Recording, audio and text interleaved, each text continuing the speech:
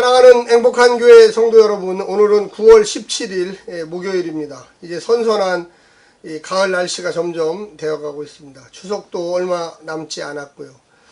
자연의 이 섭리라는 것은 하나님의 운행 법칙에 의해서 움직이는 것 같습니다. 우리 인생에 살다 보면 참 여러 가지 어려운 일도 많은데 또 역시 마찬가지로 기뻐하는 즐거워하는 일도 많습니다. 우리가 하나님께서 우리에게 주시는 고난과 역경, 또 기쁨과 축복을 어떻게 해석해야 될까? 참 여러 가지 일들이 많이 있습니다. 창세기에 나오는 이 요셉과 야곱, 또 12지파의 부족장들의 삶을 보면 우리의 인생과 그렇게 다르지 않다는 것을 우리는 볼 수 있습니다. 우리가 나이가 먹어서 어떤 일을 새롭게 계획하고 준비하고 한다는 것이 참 쉽지가 않습니다. 특히 이제 노년에 이른 이 야곱의 인생이 어떻게 전개되는지를 볼 때에 더욱더 그런 생각을 많이 하게 됩니다. 이제 야곱과 이 요셉의 재회, 또 이 만나기를 기원하면서 이주하는 이 야곱의 모습을 우리는 볼 수가 있습니다. 하나님께서 어떻게 인도하시는지, 또 어떤 믿음과 또 비전을 주시는지를 다시 한번 생각해 보는 시간을 갖겠습니다. 오늘 우리에게 주시는 매일 성경 하나님의 말씀은 창세기 46장 1절부터 27절까지의 말씀입니다. 먼저 성우들이 읽어주는 말씀을 듣고 다시 오겠습니다. 46장. 소유를 이끌고 떠나 부엘세바에 이르러 그의 아버지 이삭이 하나님께 희생제사를 드리니 그 밤에 하나님이 이상 중에 이스라엘에게 나타나 이르시되 야곱아 야곱아 하시는지라. 야곱이 이르되 내가 여기 있나이다. 하매 하나님이 이르시되 나는 하나님이라. 내 아버지의 하나님이니 애굽으로 내려가기를 두려워하지 말라. 내가 거기서 너로 큰 민족을 이루게 하리라. 내가 너와 함께 애굽으로 내려가겠고 반드시 너를 인도하여 다시 올라올 것이며 요셉이 그의 손으로 내 눈을 감기리라 하셨더라. 야곱이 부엘세바에서 떠날새 이스라엘의 아들들이 바로가 그를 태우려고 보낸 수레에 자기들의 아버지 야곱과 자기들의 처자들을 태우고 그들의 가축과 가나안 땅에서 얻은 재물을 이끌었으며 야곱과 그의 자손들이 다 함께 애굽으로 갔더라. 이와 같이 야곱이 그 아들들과 손자들과 딸들과 손녀들 곧 그의 모든 자손을 데리고 애굽으로 갔더라. 데려간 이스라엘 가족의 이름은 이러하니라. 야곱과 그의 아들들 곧 야곱의 맏아들 르우벤과 르우벤의 아들 한옥과 발루와 헤스론과 갈미요. 시몬의 아들은 여무엘과 야민과 오핫과 야긴과 스할과 가나안 여인의 아들 사울이요. 레위의 아들은 게르손과 그핫과 무라리요. 유다의 아들 곧 엘과 오난과 셀라와 베레스와 세란이. 엘과 오난은 가나안 땅에서 죽었고 베레스의 아들은 헤스론과 하물이요. 이사갈의 아들은 돌라와 부아와 욥과 시므론이요. 스불론의 아들은 세렉과 엘론과 얄르엘이니 이들은 레아가 밧단 아람에서 야곱에게 난 자손들이라. 그 딸 디나를 합하여 남자와 여자가 33명이며 가세 아들은 시뵈과 학기와 순이와 에스본과 에리와 아로디와 아렐리오. 아셀의 아들은 임나와 이스와와 이스위와 부리아와 그들의 누이 세라며 또 부리아의 아들은 헤벨과 말기엘이니 이들은 라반이 그의 딸 레아에게 준 실바가 야곱에게 낳은 자손들이니 모두 16명이라. 야곱의 아내 라헬의 아들 곧 요셉과 베냐민이요. 애굽 땅에서 온의 제사장 보디베라의 딸 아스낫이 요셉에게 낳은 므낫세와 에브라임이요. 베냐민의 아들 곧 벨라와 베겔과 아스벨과 게라와 나만과 에히와 로스와 무빔과 훗빔과 아르시니 이들은 라헬이 야곱에게 낳은 자손들이니 모두 14명이요. 단의 아들 후심이요. 납달리의 아들 곧 야스엘과 구니와 예셀과 실렘이라. 이들은 라반이 그의 딸 라헬에게 준 비라가 야곱에게 낳은 자손들이니 모두 7명이라. 야곱과 함께 애굽에 들어간 자는 야곱의 며느리들 외에 66명이니 이는 다 야곱의 몸에서 태어난 자이며 애굽에서 요셉이 낳은 아들은 2명이니 야곱의 집사람으로 애굽에 이른 자가 모두 70명이었더라. 오늘 본문에서는 이 야곱이 가나안을 떠나서 이집트로 애굽으로 이주하는 장면을 이야기하고 있습니다. 오늘 본문에서 보게 되면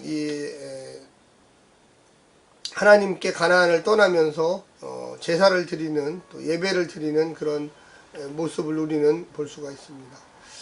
이 가나안 땅이라고 하는 것은 하나님이 아브라함에게 주신 땅입니다. 그런데 그 땅 외에도 가나안 외에도 하나님께서는 언제든지 어디에서든지 야곱을 지키시고 인도하신다는 그런 내용들을 오늘 직접 하나님께서 나타나셔서 야곱에게 해주시고 있습니다. 야곱이 가나안을 떠날 때 하나님으로 향할 때 자기의 의지대로 간 것은 아니었습니다. 형 에서에게 쫓겨서 갔죠. 외삼촌 라반의 집이 있는 곳에 가게 되는 그 과정 속에서 베델의 하나님, 실망과 좌절 속에 있었던 자신에게 나타나셔서 함께 하겠다고 하고 내가 너를 복을 주겠다고 했던 그 약속의 하나님, 그분이 가나안에 있다라는 것을 이 야곱은 인식하고 살았습니다. 가나안 땅에 돌아오는데도 다시 21년이라는 아주 엄청난 시간이 흘렀고 또 지금의 헤브론, 이 헤브론에 정착하는 과정도 그렇게 쉽지는 않았습니다.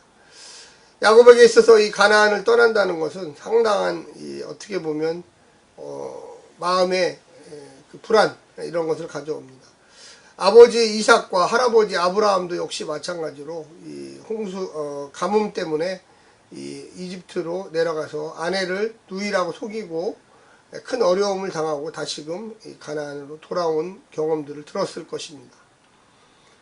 이때 하나님께서 그 가나안을 떠나야 하는 이 야곱의 마음은 위로하고 또 내가 너와 함께하고 내가 너에게 복을 주리라고 하는 다시 한번 나타나서 야곱의 어떻게 보면 약속, 언약을 확인시켜주는 장면이 오늘 본문에 등장합니다. 나이가 많죠, 사실은. 이 야곱의 나이가 아마 최소한 100세는 넘었을 것입니다. 그와 같은 상황에서 이 가나안을 떠난다는 게 쉽지는 않았습니다. 그래서 이 브레셀바가 바로 이 제일 남쪽의 가나안입니다. 하나님이 주신 땅의 제일 남쪽, 이 브레셀바를 넘어가기 전에 이 스스로 자원하여 야곱은 하나님께 예배를 드리는 것입니다. 그간의 인생들은 내가 원하지 않아서 가나안을 떠나게 됐지만 이제는 하나님이 인도하심을 믿고 떠나야 하는 그런 노년의 순간이 온 것입니다. 그때 하나님께서 나타나셨습니다. 2절에 보면 그 밤에 하나님이 이상 중에 이스라엘에게 나타나 이르시되 야곱아 야곱아 하시는지라. 야곱이 이르되 내가 여기 있나이다 하매 하나님이 이르시되 나는 하나님이라 내 아버지의 하나님이니 애굽으로 내려가기를 두려워하지 말라. 그러니까 역으로 얘기하면 야곱의 마음속에 아무리 자기 아들 요셉이 기다리고 있다고 하지만 수레를 보냈지만 바로가 상당한 두려움이 있었어요. 그런데 하나님 직접 나타나셔서 두려워하지 말아라. 네 나이가 많고 너의 인생의 여정 속에 여러 가지 어려운 일이 있었지만 내가 너를 도와줄 거다. 그래서 내가 거기서 너로 큰 민족을 이루게 하리라. 내가 너와 함께 애굽으로 내려가겠고 반드시 너를 인도하여 다시 올라올 것이며 요셉이 그의 손으로 내 눈을 감기리라 하셨더라. 걱정하지 말아라. 네가 잠시 가 있는 거다. 그러나 너의 민족은 큰 민족을 이루어서 다시 돌아오리라. 우리가 창세기 15장 13절에 보면 아브라함에게 이 가나안 땅에서 애굽으로 400년간 가 있는 예언하는 그 장면이 나옵니다. 사실은 이 요셉의 가나안 그 이주, 그 애굽으로 이주, 또 야곱의 애굽으로 이주, 이거는 사실은 아브라함 그 할아버지죠. 야곱의 할아버지 때 벌써 하나님께서 예언하신 거예요. 그 15장 13절을 잠깐 읽어드리면 여호와께서 아브라함에게 이르시되 너는 반드시 알라. 내 자손이 이방에서 객이 되어 그들을 섬기겠고 그들은 400년 동안 내 자손을 괴롭히리니 분명히 나와 있어요. 그래서 야곱에게 내가 너희들을 복 줄 거다. 그 가나안 땅에 큰 흉년이 있고 계속적인 어려움이 있는데 너희 민족 지금 70명, 그 제일 마지막에 보면 27절에 모두 70명이라 이주하는 사람이 70명이지만 돌아오는 것은 거의 200만 명 가까이가 돌아올 거다. 그러니까 이 400년이라는 연두수가 작은 연도가 아니죠. 그러나 하나님께서는 미리 계획하시고 준비하시고 이끈 장면이 분명히 나오는 것입니다. 그리고 나 하나님이 가나안 땅에만 있는 게 아니다. 애굽에도 있다. 내가 거기도 다 통치한다. 전 지구, 전 우주를 다 통치하는 거야. 너가 두려워할 일이 아니다. 그래서 그 이후에 보면 이제 우리가 8절부터 27절까지 12명의 그 아들들의 그 후손들, 족장들이 나옵니다. 야곱이 라헬, 레아, 실바 이렇게 해서 4명의 그 비라 이 아내를 통해서 낳은 아들들을 정리하고 있는데요. 우리가 레아의 자손들이 무려 후손이 16명, 손자가 25명, 증손자가 2명, 33명이고요. 실바의 자녀들 16명인데 2명의 아들과 11명의 손자들, 1명의 손녀, 그 다음에 2명의 증손자, 그 다음에 그 라헬의 자녀들 14명인데요.